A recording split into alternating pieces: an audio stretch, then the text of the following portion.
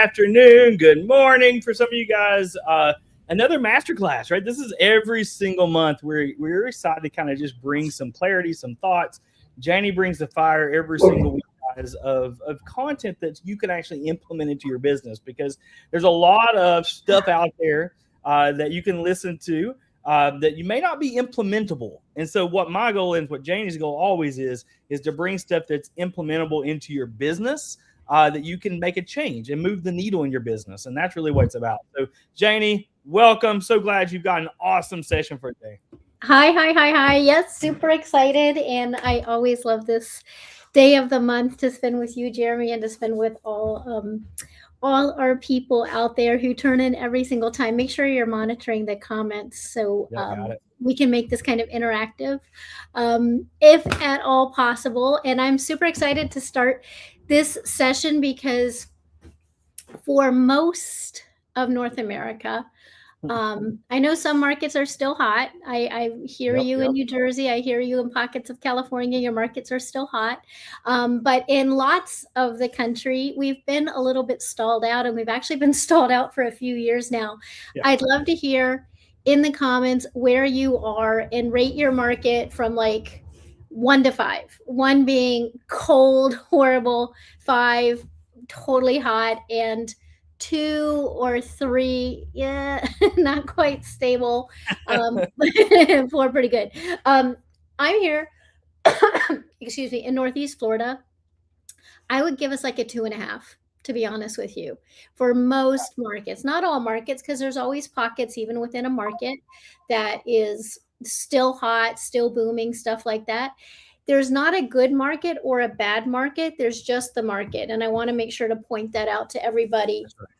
And as agents, we still make money no matter if it's a buyer's market, a seller's market, as long as we're helping people transact, as long as we're helping buyers and sellers come together and have a meeting of the minds. And if you've been in real estate more than a hot minute, you know that, we have up markets, we have down markets, we have stable markets, we have sellers markets, all the things.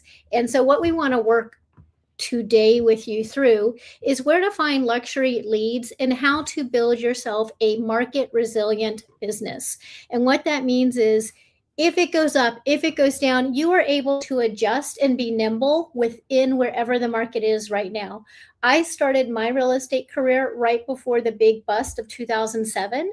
And there was a lot of people in real estate that did not make it through that market correction. Because they didn't build resilient businesses, meaning they were all in a certain type of business and they had no way to pivot quickly enough. And then I saw other agents who built market resilient businesses where they could pivot and adjust and bob and weave and change and adjust. And often those agents are the agents who not only did really well during the correction, but jumped leaps and bounds and leaps ahead of everybody else as we came out of the correction. So that's kind of what I want to share with you today. What about you, Jeremy? I think that here's the goal. I talk to, gosh, should be probably 30 to 50 agents every single week, one-on-one. I hear about their struggles. I hear about what they're going through. And what I would love to figure out, and I think that's what you're going to hit on, is, we've all probably been there. Maybe guys, drop in the chat if you've been there, where you had to up and down business is what I've called it. Where, sometimes you're rocking it. You got a month, you got 3 listings, then you go dry for 3 months. And it's frustrating.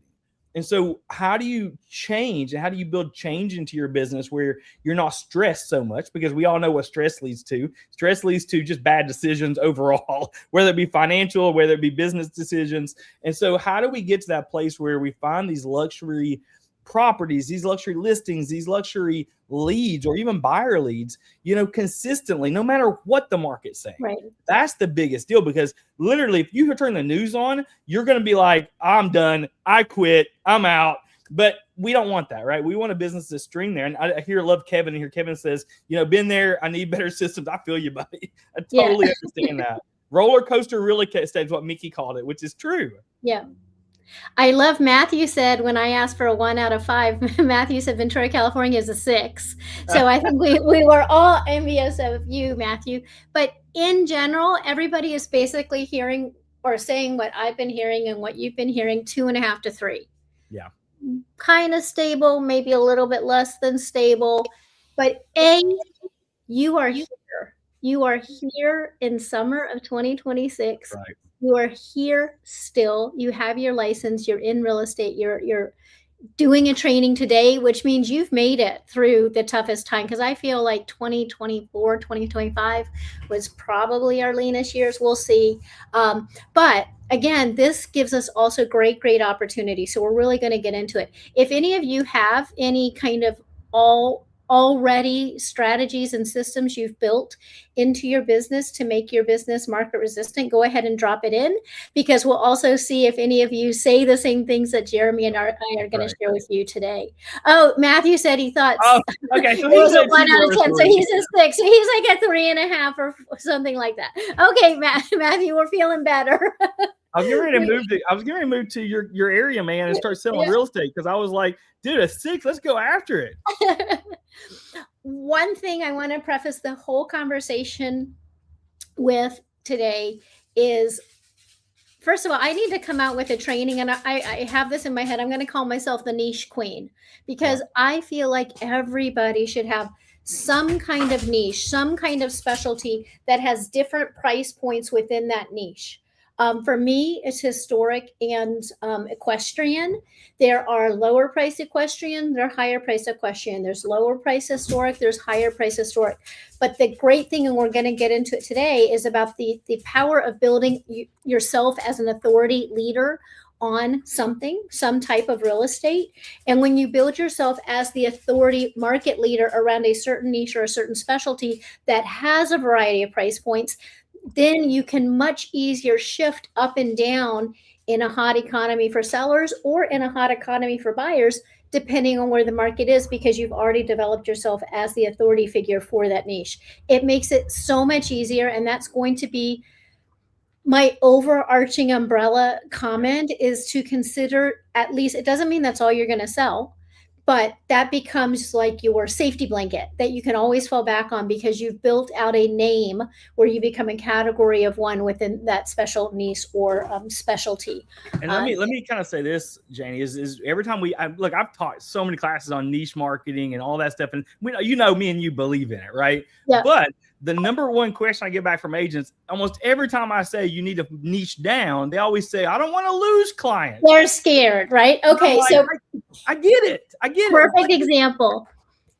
And you know what I say to them, Jeremy? Because they say that every single time.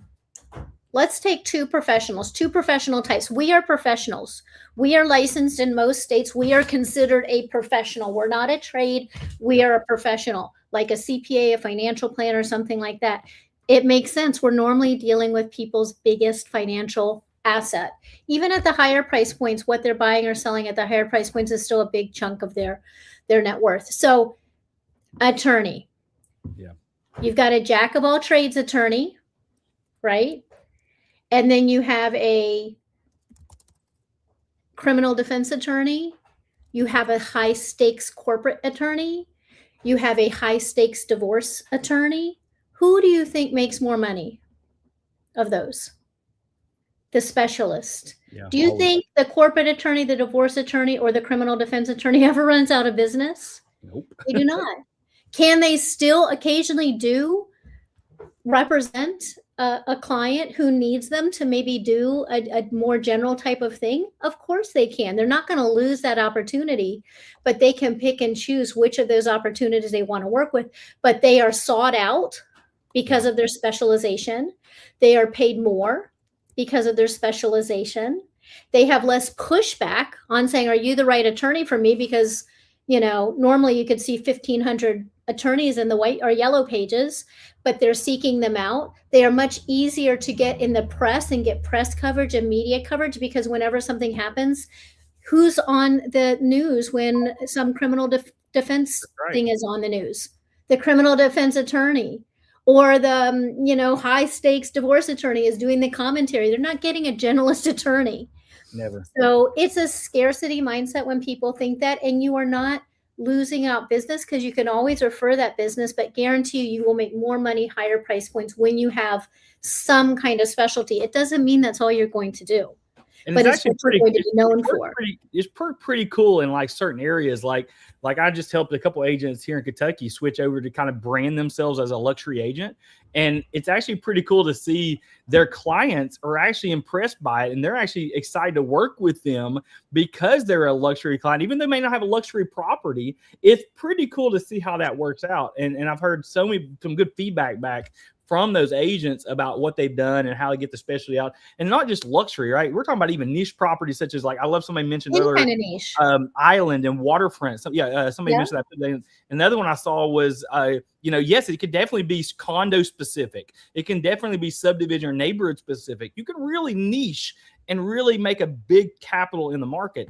Talking about the neighborhood stuff real quick, guys, if you niche into a neighborhood, you can almost, within probably 3 to 6 months, if you do it right, you can be the top agent in that area. Like, it can be done, but just pick a niche and have some fun with it. Yeah, I would say if you're going to pick a neighborhood as part of your market resiliency planning, try to pick one of those neighborhoods that's large enough that it has a variety of price points. Like, there's lots of large neighborhoods where I am, where they have townhouses and condos, they have mid-priced homes, they have luxury homes, and even sometimes, homes on the golf course. So that's kind of will allow you to bob and weave if the market changes. So good. Good stuff. Yeah. But so be thinking about that as we go through everything. What might be of interest to you, because having that has really let me sail through many different markets, changing geographic markets. I moved 6 hours north because I specialized and I niched down. So I'm pro niching and specialization. So my name is Janie Coffey. No need to introduce myself again, but I love training with you guys. I love spending time with you guys. So real fast, let's just start at the beginning, because we might have some new viewers on right now. And people all the time say, like, what is luxury? Do they have luxury even in my area? People sometimes say that. They're like, oh, I'm in, I don't know, a smaller area in Ohio. We don't really have luxury. You might not have LA luxury. You might not have Miami luxury. I don't have that either in St. Augustine, but you have luxury for your market. And so the Institute of Luxury Home Marketing basically says the break point, just price as a guide. It's certainly not the end all be all. Price is not the end all be all of what's luxury, but as a rough guide, the top 10% is considered the luxury end of the market. So if you just look at everything that's sold in your MLS last 6 months, sort it by price, highest to lowest, find that 10% break point, and from there up is luxury. But to me, that 10% is often more like starter luxury or near luxury. It's the move up homes where people are often moving up to their first larger home. That is a great place, by the way, to stay always in your real estate career. You're getting higher average sale price, but you don't have to necessarily always show the property like you do when you get to the higher price points. You as the listing agent have to be there almost always to show the property. Then we consider the next 5%. So the top 5%, that's really when you start to see true luxury for your area. And then the top 1% or even 0.5% is the uber luxury. But Jeremy, where people psych themselves out all the time is they kind of hone in, not just agents, but buyers and sellers sometimes. They hone in on that top 1%. Or what they think of as 0.5% of the whole country, and they think that's luxury real estate. But you have to really look in your area, like where Jeremy is. It might be 750,000. Guys, I'm in Central Kentucky, so you're looking at my starter luxury is going to be like the 650, 750, something like that, and then you move to luxury, which could go up to 8, 9, maybe in $1 million. But then anything above that is, I consider it uber luxury. Now, I'm not talking horse farms, because horse farms land makes a difference, right? You got a lot of land. You could have, a beautiful land at 1.6 million that's actually starter, right? There's some differences when it comes to property type and stuff like that. Let's play a game. So in the chat, go ahead and put in, let's do this. Let's do starter luxury and luxury for now. So what price point is starter luxury for you in your market? And then everybody's going to be different. And what price point is luxury? Just put starter, and then put a price point, put luxury, and put a price point. I'm interested to see different markets and what you guys are kind of dealing with and where you guys want to get to. And if you don't know, you can take a stab. For my market in St. Augustine, Florida, it's around 900,000 to start, about 1.2 for luxury, and probably 2.2 for uber luxury. I've seen people, whenever we ask this, in some places 5 million is starter luxury. Yep, there's 3 million right here. California, 5 million. Yep. So Atlanta is very similar to St. Augustine. That makes sense. We're kind of feeder markets for each other. 1.5, New Jersey. Yep. So that's why I think it's really important to point out that there is luxury or higher price in every market. And you just kind of have to also decide, where do you want to focus? Where do you want? Some people want to really move into that uber luxury, and that's what they want to sell. Super. Some people are happy to sell higher price points in that starter luxury. I would find out what that is in your area. And then, like I said, try to find a specialty that doesn't have to be all your business, but you spend some time building out. It becomes your, when you have stocks and you have like safety blanket stocks, having a specialty that has a variety of price points becomes your safety blanket, because you can really kind of, again, be nimble and bob and weave as the market changes. Once you've done that, once you've kind of figured out your area, what is luxury, and thought about a handful of maybe niches, then you need to kind of plan your lead gen plan. And this is where I hate to say it, but so many agents they might have a plan. They might have a concept of a plan. They might be executing on that plan, but it's sad to say a lot of agents are not executing consistently on a lead gen plan. Give yourself a rank of 1 out of 5 if you have no plan. If you nailed your plan. 5 would be you've got a perfect plan. You do it every day with consistency. I'd really love to see where you are, because having a plan and executing it is absolutely the game changer. It sounds so basic and so elementary, but most agents, Jeremy, am I right? Most agents are maybe a 2. Maybe. I'm talking about like I would be stretching it at probably 1.5. Like, yeah, I was gonna say 1.5. I just didn't want to hurt their feelings. I think you're right. It's about 1. And so first of all, if you're a 1.5, don't feel bad, because you're where everybody else is, and get excited, because that means you've got this much more opportunity to really nail things. You have everything you need. You have your real estate license, you're in business still, you're doing the training. So get out there and really, really make your plan. And we're going to talk now about some of the different, what I would say, lowest hanging fruit in a shifting market, in a 2.5 out of 5 market, or just that you can plan a 20-year career that's nimble and can adjust with any kind of market, where okay, I'm solid. Just like with stocks, sometimes stocks are up in one category and down in the other, but you kind of spread that out a little bit so that you can kind of shift and weave. We want you to do that with your lead gen as well. So, by the way, thank you guys so much for being honest in the chat, because you guys are awesome. It's always fun to go in and see people being honest. Like somebody says, I went broke executing my plan. That's true. It happens. Believe me, I've been there as well in several of my businesses. So I totally understand that. And by the way, the 1s, the 2s, that's honesty. And that means there's room for growth. And that's kind of what we're talking about. Yeah. And Living Well in Southwest Florida said they went broke executing their plan. Totally get that. And part of sometimes when people, and that does happen, like Jeremy's saying, sometimes what happened is people either underestimated the time it would take for the plan to work, right? Or they over executed the effort and they didn't really do the effort. I'm not saying you in Southwest Florida did or didn't. Right. But the biggest thing is people give up before the results actually start to happen from their efforts. The term farming in real estate comes from really what you have to do to farm, which is when you're I'm looking at a farm right across the street from me. In the springtime, they get their soil ready, they make their rows, they fertilize the soil, they plant the seeds, they water it all the time. We're in a drought here in Florida, so they bring these big trucks out to water it, and then it gives them their crop. But a lot of times in real estate, when people start with their lead gen, they get the soil ready. And I'm not just talking about regular farming. I'm talking about lead gen in general.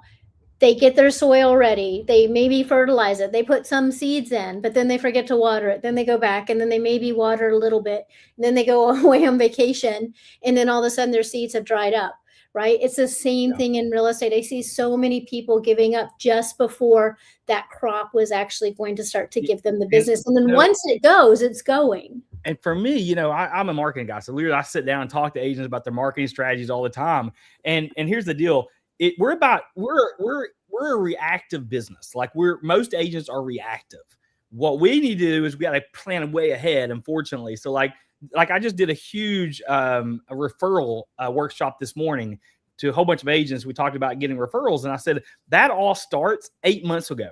Like it all starts a year ago. So like even now, the marketing you do right now, the impressions you're making right now, that's going to affect your business 12 months from now. That's the scary thing, because it's a long-term game. Yeah. And so, I know too many agents that started doing postcard marketing, for example, put $200 or $300 in per month, and then they quit 3 months in.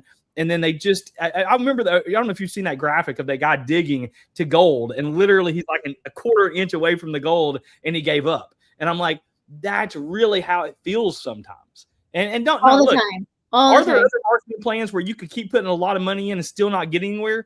For sure. And I've been there. I put money into stuff that didn't go well, and I know what that feels like too. But I'm just talking about in general, that's usually kind of what happens. Yeah. And remember, lead generation, as everything in life, it takes money or time or both. Yeah. But it's not either. Like, it's not neither. And that's something really, really important. I think a lot of people too much hope and pray, and they just deal with the business that comes their way, but then they're always reactionary. They're dealing with the business that comes their way. Maybe that seller was a little bit over ambitious with their pricing. Maybe that buyer was a little unrealistic. But when you actually do generate your business and make a business plan, you start to be able to pick and choose. But let's kind of go over the difference between now business and future business. Because just like Jeremy's saying, there's some things, if you're going to start doing YouTube videos, if you're going to start doing social media, if you're going to start doing direct mail marketing, which are all great, they don't necessarily lead to business tomorrow, next week, next month, but they are just like that farmer, planting the seeds, fertilizing the seeds, cultivating, weeding, watering, that in, like Jeremy's saying, 8, 9, 12 months, it's going to start to pay off. That's that future business type stuff. But there are some things that are now business, and I want to talk about them. Expireds. I am huge on expireds. Expireds have completely changed my life. Because those people have already raised their hand. They've already been unsuccessful at least one time.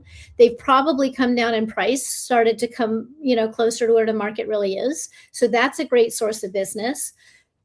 Nurturing and warming up for sale by owners, and just being a source of value and information, and building that bridge. Because what, Jeremy, like 87% of for sale by owners? It's crazy. Numbers, and it's going up and up. Every year I feel like I look at the report and I'm like, okay, that should be the market to go after, because it keeps going, the number keeps increasing. Yep. And so there, everybody thinks they can do it. They think now with AI and ChatGPT, they can sell their house, and then they realize they can. It's not just all that stuff. So, but they don't necessarily want to list right now, but they are a great source of people to nurture. But it's a relatively short period of time to nurture for sale by owners before they actually become real sellers. Open houses. And if you don't have any listings, ask people in your brokerage. I hosted an open house when I moved markets 11 years ago. I moved from Miami to Northeast Florida. I hosted an open house every single week for a year. The first 6 months plus was just agents in my brokerage, because I didn't have any listings. It took me about 4 to 5 months to get my first listing. But that's what got me going. That's what got me in the game. That's what got me market knowledge and out there and start to build my database. So open houses, because those are the people who are coming to see them might be prospective buyers. They also might be prospective sellers. So that's a really great thing. Paid lead sources. There's a gazillion of them out there. I'm not a fan of paid lead source, online lead sources, but those can, if you have the funds and you have the skills to convert online leads. Those are a great kind of now business. And some people do really, really well with that. And then if your brokerage has a relocation division, relocation is when a company is relocating buy or sell side into your area or out of your area. They will normally take a pretty significant referral fee or, partnership fee, often up to 40, maybe 45%, but that's now business. So find out if your brokerage does have a relocation business and get going. When you're just getting started, your goal is just to start doing business, just to start establishing that, filling up your piggy banks, and then you can start doing those longer term kind of future business building things, which huge fan of direct mail. I am huge fan, but like Jeremy said, you need to plan for, honestly, you need to plan for at least a year. You need to have the budget set aside for a year of mailing. To me, I believe it should not be any less frequently than every 2 to 3 weeks. Agree. When you start to do every 4 weeks, you're getting too far apart. And if you're doing every 5 weeks or more, it's just not close enough to make any kind of lasting impression with the seller. At that point, it's just hit or miss. Are they going to get a postcard when they're thinking about selling? Whereas if you're doing it more frequently, you are building up consistency so that they start to see you as the authority. Yeah, physical mailing, we have done that. I've managed millions of dollars for agents, guys. As we talked about the paid advertising, pretty much the ads now and all that stuff. And here's the deal: if you're doing any kind of physical mailing, start the first 3 months every 2 weeks. Like that's a game changer. And then after 100%. The 3 months is up, move to 3 weeks. Like that's honestly been the best strategy we've seen. You get the first good impression, and then you do the consistency coming after that. And then I'll talk a little about the paid ads real quick. Paid ads, obviously you could do Facebook ads, mid ads, but here's the deal. Don't just throw money at it. Okay. That's where agents get it literally is horrible, because I've got so many agents that throw money at it without really understanding how to do the conversion side. So where the landing pages, all that stuff, you have to have that kind of stuff set up, especially now with ChatGPT ads. So that just launched last week. I'm running I think I had 14 agents reach out to me, and we're running, I'd say well into the $100,000 or more on the ad dollars we're spending in ChatGPT now, just to see what the results are. And literally it's going to be crazy. But you have to have conversions. You have to know what you're doing before throwing money at it. So I'm just going to put that as a caveat to it. Talk to somebody that knows what they're doing before you actually throw money at it, because you may get lucky a couple times, but lucky just doesn't win the listings in the long run. Okay. You have to have a strategy. Yeah, absolutely. Expires can also be good for long-term business, because a lot of people take their home off the market, especially right now. The last few years, we've had people delisting their house, not just expiring, but taking it off prematurely, because they're like, we're tapping out for this market right now. So that's a great list of people to put into a direct mail list, where you are sending them every 2 weeks something. And now you can change the language a little bit and actually be hitting on the pain points of being a previously expired listing. So that's something. Social media, video, whatever it is that you like, but those are, planning for future business. An email newsletter, everybody should be sending something out to your sphere through email. It's free. It's just the time for you to do it. Networking, if that's your thing, and then blog, website, SEO, PPC, AEO, GEO, all the things. All the 3-letter words that's coming out like crazy now. You should not be doing all these things, by the way. You should pick like 3. Yeah. Get one, get it going. And if you're low on funds, then focus on 1 or 2 possible now business lead sources. Get that going before you start to add other things. That's also super important. Too many people try to do too many things. Market knowledge is definitely your superpower. You have to know your market stats, meaning what's going on in your market. Is it a buyer's market? Is it a seller's market? Is it getting better? Is it getting worse? Are the days on market increasing or decreasing? Is a list of sales price? All that stuff, you need to make yourself a PhD level education in your market, especially if you have a niche or a specialty, a city, a zip, a neighborhood.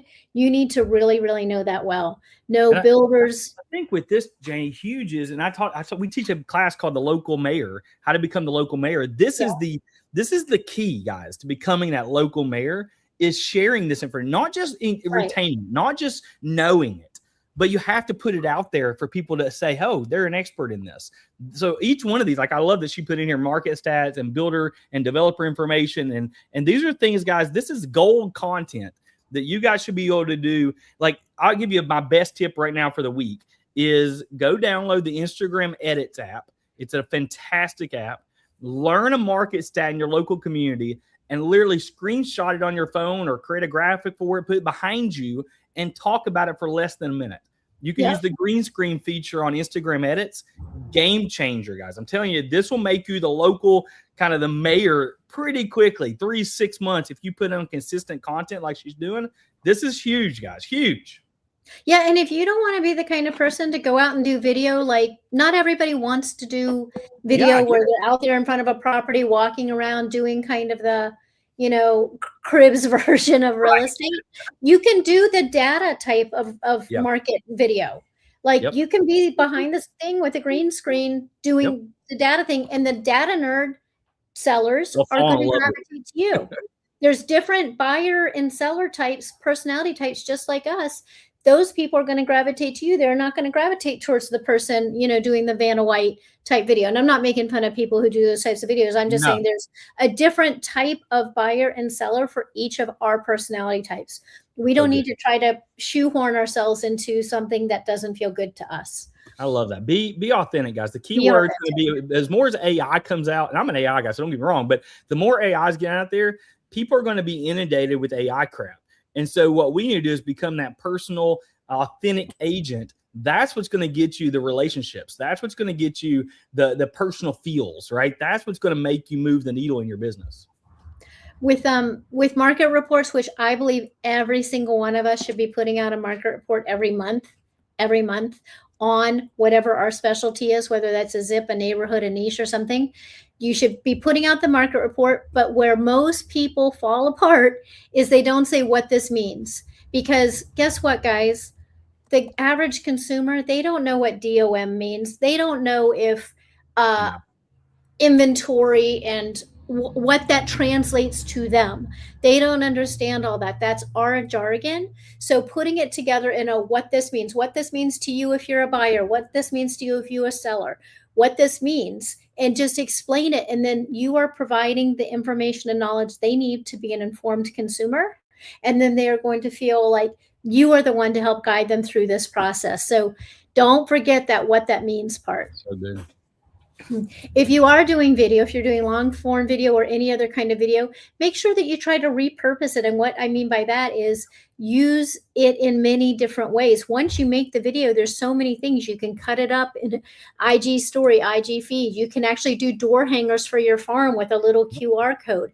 You can have something at if you're doing the market reports, you can have a little card at your open houses with the QR code where they can take it back and watch a deep dive of the market report. You can send it in postcards. Excuse me. You can embed it in your blog. You can have it on, YouTube. There's so much. So whenever you are doing video, especially if you're doing video about market reports, screenshot this. This could be almost your entire, like just this, making it a 20-minute monthly, market report video, and then doing just this, what's on this screen could be your entire lead gen strategy. There's that much there. We're talking again about direct mail. You can also do door hangers to your farm. If you live in a place where you can walk around a little bit, getting out there and doing door hangers is great because it gets you in the neighborhood.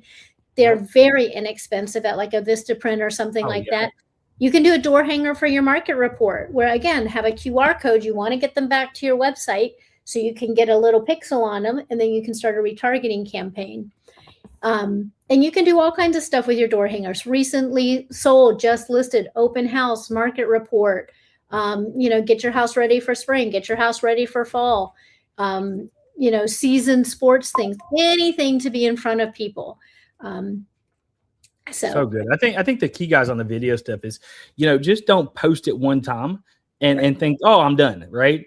I literally attended an open house. I thought it was freaking genius. That on the main features of the house, so whether it be granite countertops or the beautiful sunroom or whatever, they had this agent put a little like, I don't know, it's like a TP card, right? And it had like the QR code on it, and you could literally scan it. And so as people walked through this open house, they scanned these QR. Now it was a very expensive home, but they were scanning the QR code.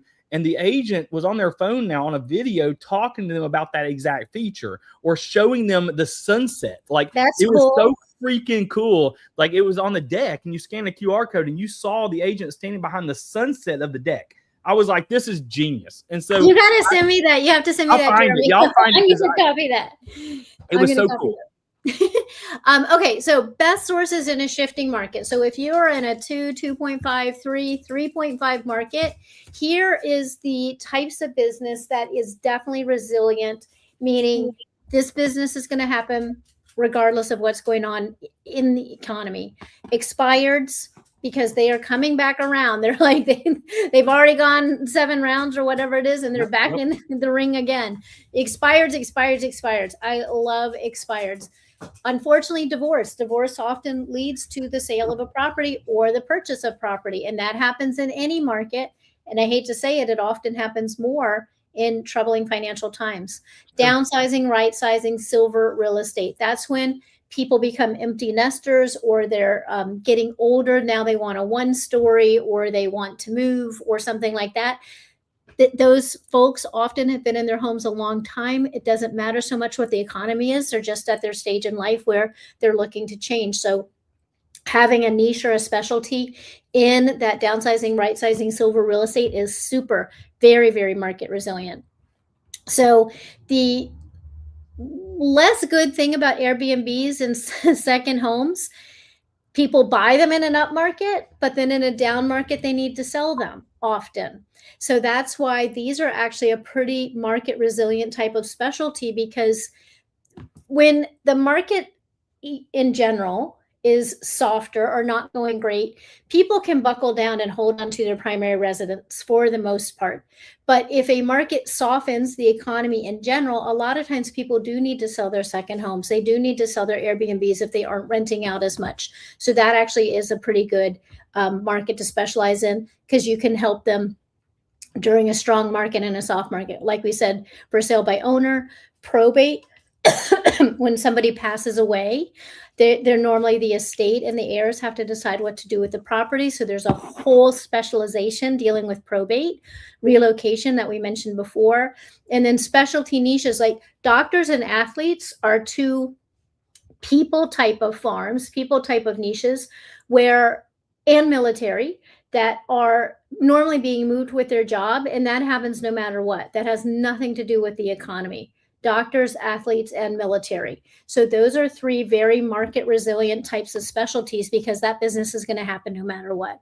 So wrapping back around, when we said why most pipelines break just because people haven't planned for a slowdown. They're, like Jeremy said, referrals are great when the market is hot and things are going, but people always don't have that something in place for a shifting market. And that's what we want you guys to do, is start planning that you are resilient, that you are going to have business coming no matter if it's hot, it's sideways, it's cold, it's a 3 or a 6 or a 10 or anything like that. A fragile pipeline waits for timing. And we don't want you to wait for time. And we want you to be market resilient. Our market resistant pipeline creates timing. So I'm in the hurricane area in Southeast Florida. We don't plan for a hurricane when a hurricane's happening. That's right. If you do, you're in trouble. Our homes are built for hurricanes or retrofitted for hurricanes. We stock up on water. We stock up on batteries, on flashlights, on plywood for our windows, all of that. Early.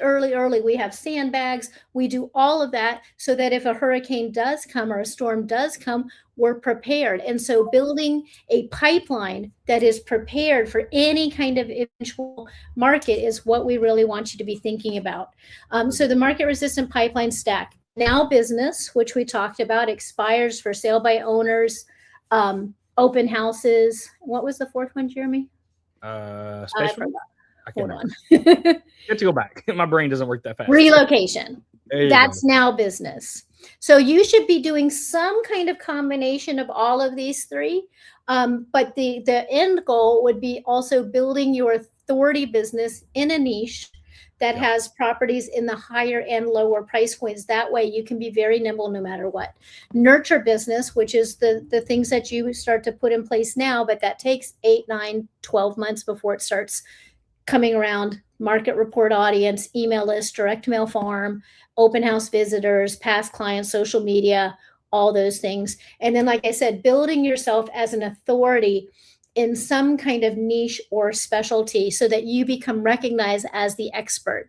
And when you become recognized as the expert, so many magical things happen. Media reach out to you. Sellers reach out to you, seek you out because they say, we know you are the it person for this specialty.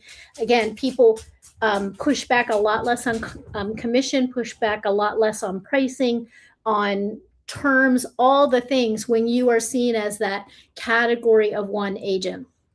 But that takes that authority building before you get there. So the strong agents are not chasing one kind of lead, they are layering the opportunity. And that's what makes you totally resistant no matter what the market does. So remember, evergreen lead sources, which is life events, divorce, probate, real estate, things like that, family growth, family changes, ownership changes, market pressures from the economy, often lifestyle transitions, either something changing in how they want to, what kind of lifestyle they want to live, or their job has a change. So those are kind of the things that are always happening no matter what's going on in the economy.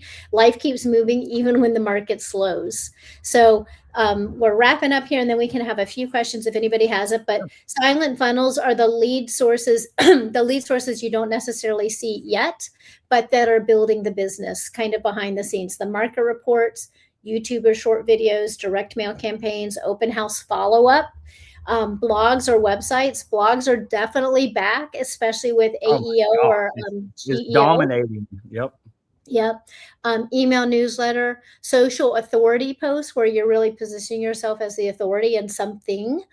Seller guides, valuation, buyer guides, things like that. Luxury sellers watch before they inquire. Your job is to become visible before they need you. So that's why that's called the silent lead source. Somebody's asking on Instagram, how can I get on news channels being a specific, being a specialty? And here's the deal, guys. I've got too many agents here in the local market. Actually reach out. They know the people, they find the people that are doing the articles, they are interviewing people on the news channels, and literally they're submitting articles or submitting content to these guys.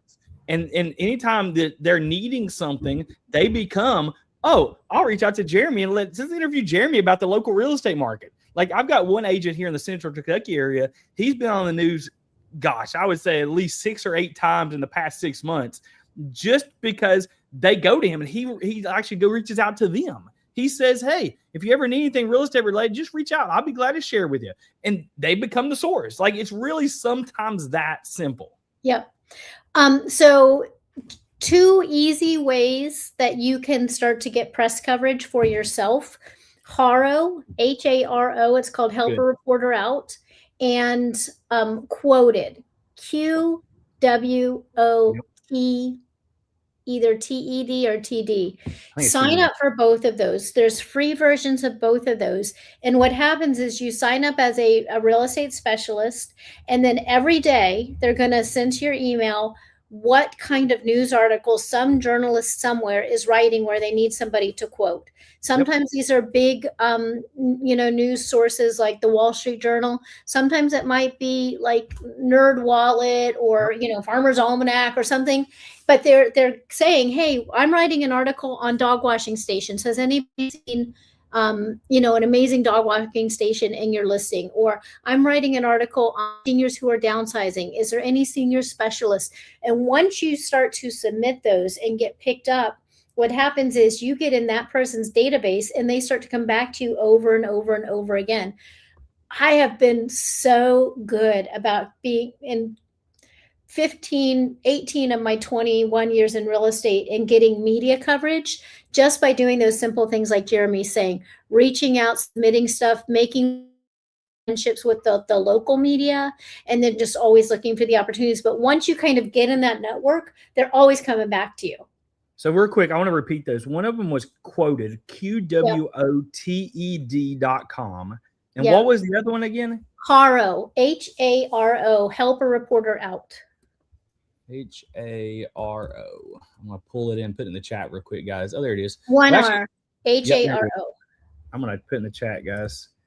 I think it's help a reporter out. Yeah. Help our reporter out. There it is. So there, I put in the chat, guys, for you guys to see it. And so these are two great resources. I've never used that one. I've always used the quoted one. So that gave me a new resource. I love it, guys. So good. Yeah, this is good stuff, guys. This is like stuff that kind of come out. So go ahead. If you got questions about anything that Janie's talked about or anything that, we mentioned, feel free to drop it in the comments there. I'm watching Instagram as well. I'll put it in Instagram too. Sorry, guys. I left you guys out of the whole goal is that you thoughtfully plan your business, just like you plan for your home, just like you plan for your investments. You don't plan for just the best days.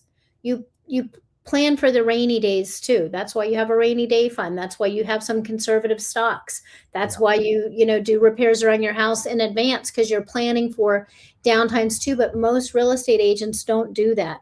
They're just scrambling all the time. And maybe you're not one of them, but many, many agents are, where they're just kind of taking the business that comes to them. And we want you to shift your mindset to be that you are making a market resilient business for yourself that's going to survive and thrive in every market, because you're nimble enough that you can shift as the market shifts rather than being obliterated.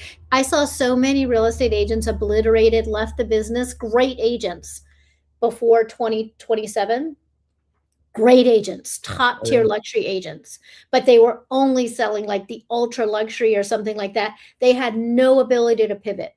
They had not built any market presence in regular price point properties. When I was in Miami during the Great Recession, we had 100 months of inventory, Jeremy, in some of the higher price points. Almost unbelievable. 100 months. And I tell you what, Jenny, over 6 is a buyer's market.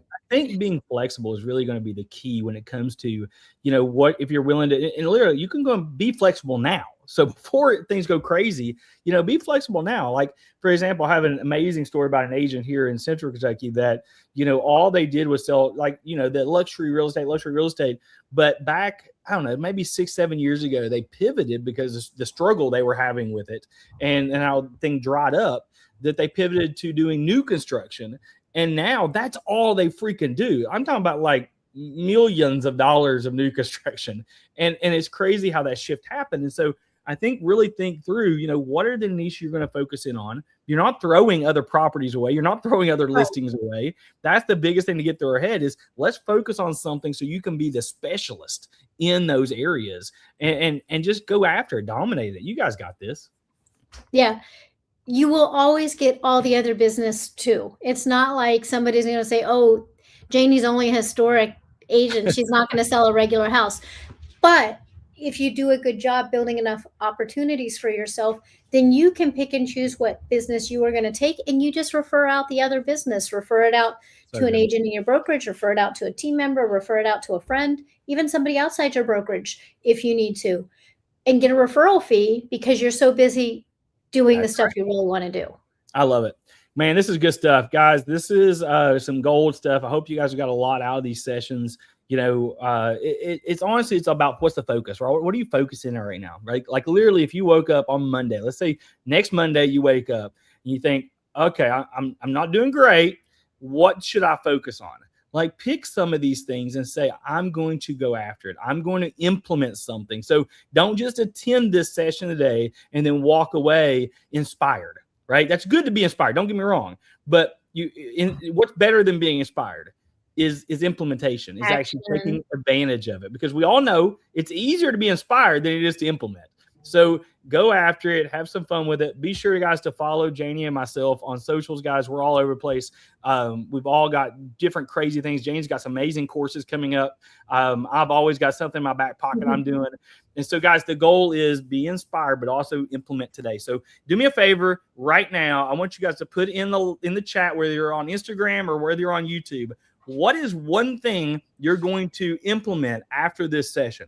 Yeah. You know, even if you're going to lie, go ahead and lie about it. Make me and Janie feel better, okay? Just tell us one thing you're going to implement, and that will give me at least a jolt of energy going into, you know, our next sessions we got.